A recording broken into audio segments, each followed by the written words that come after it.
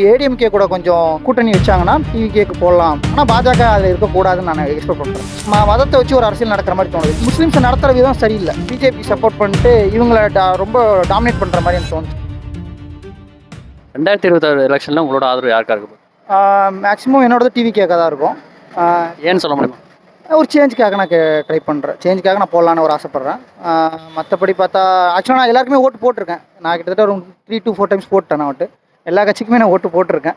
So எனக்கு எதுவும் பெருசாக இம்பேக்ட் ஆகலை. அதனால் நான் எக்ஸ்பெக்ட் பண்ண அளவுக்கு எதுவுமே நடக்கலை. ஸோ அதனால் ஒரு சேஞ்சுக்காக நான் டிவிகேக்கு போடலான்னு.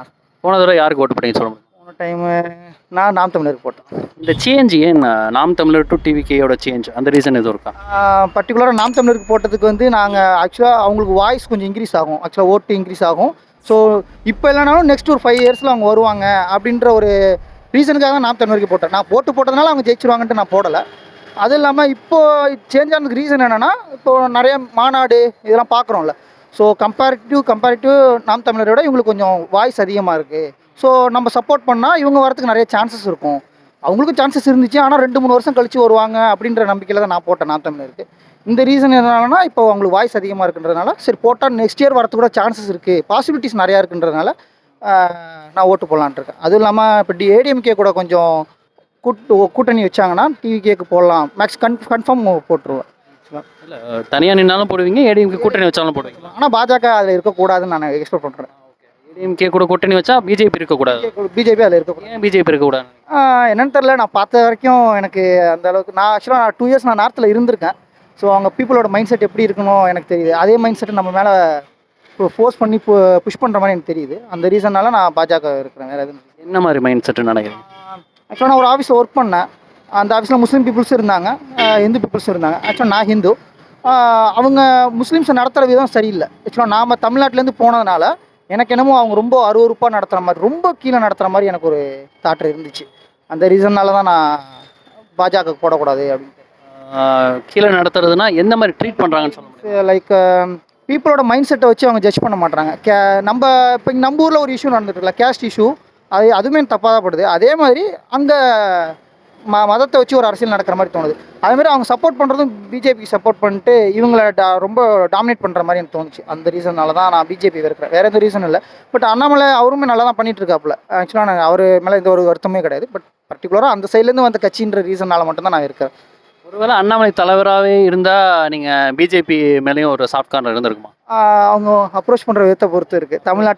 தமிழ்நாட்டை எந்த விதத்தில் நடத்துகிறாங்க, நாங்கள் எங்களுக்கு எந்த அளவுக்கு வேல்யூ கொடுக்குறாங்க, மதத்துக்கு வேல்யூ கொடுக்காம பீப்புள்ஸ்க்கு வேல்யூ கொடுக்குறாங்கன்னா நான் கண்டிப்பாக சப்போர்ட் பண்ணுவேன். தமிழ்நாட்டில் அந்த சேஞ்ச் இருக்கணும், அதே மாதிரி இங்கே நார்த் இந்தியா இருந்த மாதிரி இங்கே இருக்கக்கூடாது அப்படின்ற ரீசன்னால தான் நான் இருக்கிறேன். மற்றபடி எந்த ரீசனுமே கிடையாது. இப்போ எதிர்க்கட்சியை யார் வருவான்னு நினைக்கிறீங்க? அப்போ இன்கேஸ் டிவிக்கே தனியாகவே நிற்கிறாரு, ஜெயிக்கவும் செய்கிறாரு. டிஎம்கே தான் ஆப்போசிட் கட்சியாக கண்டிப்பாக ஆப்போசிட் அவங்க தான். அவங்களுக்கும் மெஜாரிட்டிஸ் நிறைய இருக்குது. பீப்புள்ஸ் மாறினாங்கன்னா கொஞ்சம் சான்சஸ் இருக்குது.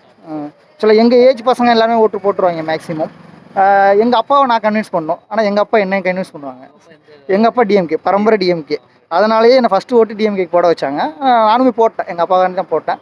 2வது நான் நாம் தமிழருக்கு போட்டேன். இந்த வாட்டி டிவிகேக்கு போடலாம் அப்படின்னு எக்ஸ்பெக்ட் பண்ணுறேன். இப்போ டிவிகே விஜய் அவர்கள் வந்து இந்த கரூர் இன்சிடென்ட்டுக்கு அப்புறம் வெளியிலே வரல அப்படின்னு ஒரு இது இருக்குல்ல, போய் பார்க்கவும் இல்லை, வெளியும் வரல, 30 நாட்கள் ஆச்சு அப்படின்ட்டு ஒரு விமர்சனம் வைக்கிறாங்களா? நீங்கள் அதை எப்படி பார்க்குறீங்க? ஆக்சுவலாக எல்லார் மேலேயுமே தப்பு இருக்குது. நான் டிவிகேக்கு மேலே மட்டும் சொல்ல மாட்டேன். அவங்க மேலேயுமே தப்பு இருக்குது. ஆக்சுவலாக ஒரு கூட்டம் நடத்துகிறாங்க, ஆர்கனைஸ் பண்ணுறாங்க. ஆல்ரெடி 2-3 கூட்டம் வந்திருக்குன்றப்போ அவங்க தான் ஆக்சுவலாக நீங்கள் ஏன் அவங்கள டிபெண்ட் பண்ணியிருக்கீங்க? நீங்கள் ஒரு கட்சி ஆரம்பிச்சிருக்கீங்கன்னா நீங்கள் எல்லாமே பார்த்துக்கணும்.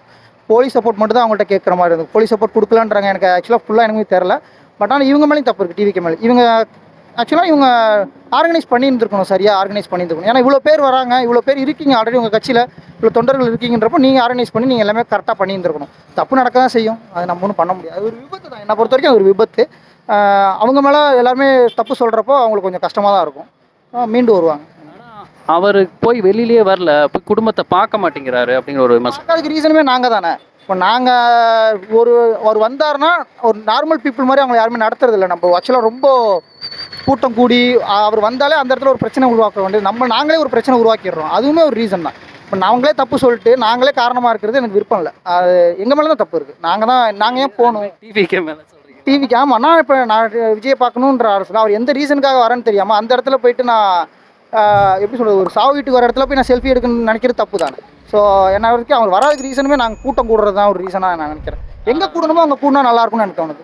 இப்போ வந்து விஜய் கட்சி ஆரம்பிச்சதுக்கு முன்னாடி கட்சி ஆரம்பிச்சதுக்குமே அஜித்குமார் கஸ்டடியல் டெத் பண்ணார்ல, அங்கே தெரியாமல் போனார்.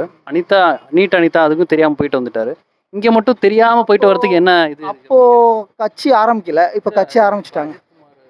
அதுக்கு போகலன்னு சொல்கிறீங்களா? போனாங்க, தனியாக போயிட்டு வந்தாங்க, தனியாக போயிட்டாங்க. இதுக்கு ஆக்சுவலாக அந்த விஷயம் கூட தெரியாமல் இருந்திருக்கும் அந்த டயத்தில். இப்போ இந்த டெத் விஷயம் இவங்களோட ரீசனால் நடந்திருக்கு, அது கூட நார்மலாக இவங்க ரீசனால் நடந்ததுனால இவர் வெளில வரப்போ நிறைய பேர் வாட்ச் பண்ணுறாங்க. உங்கள் மீடியாவே நீங்கள் நிறைய பேர் வாட்ச் பண்ணுறீங்களா, யார் யார் வீட்டுக்குள்ளே போகிறா வெளில வர இருக்கின்றப்போ அது ஒன்றும் பண்ண முடியாது.